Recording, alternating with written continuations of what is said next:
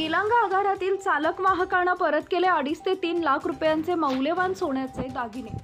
एखादी गोष्ट जर का आपण बस, ट्रेन किंवा रिक्षात विसरली तर ती गोष्ट विसरूनच जावी लागते, कारण ती गोष्ट किंवा वस्तू पुन्हा मिळण्याची फारच कमी शक्यता आहे। परंतु निलंग्यात वेगळंच दृश्य पाहायला मिळालं। इथे एका महिलेची बसमध्ये विसरलेली मौल्यवान सोन्याची बॅग पुन्हा मिळाली। आश्चर्य म्हणजे या महिलेच्या बॅगेत 2.5 ते 3 लाखांचे तोळ्याचे दागिने आणि रोख रक्कम देखील होती, जी अखेर तिच्या खऱ्या मालकाला म्हणजेच त्या महिलेला देण्यात आली। ज्यानंतर या बसमधील कर्मचाऱ्यांचं अभिनंदन करण्यात आले।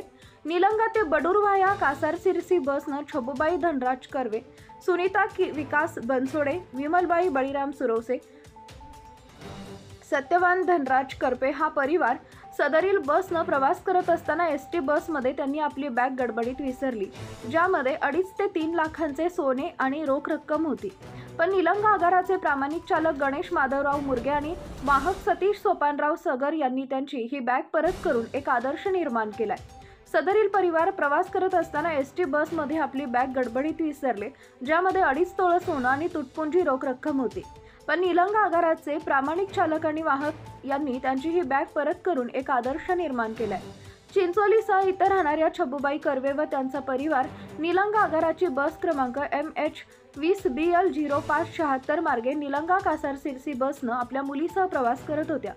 चिंचोलीसह इथं लगबगीनं त्या खाली उतरल्या आणि एसटी बस पुढे निघून गेल्यानंतर लक्षात आलं की त्यांची बॅग त्या गाडीतच विसरली आहेत।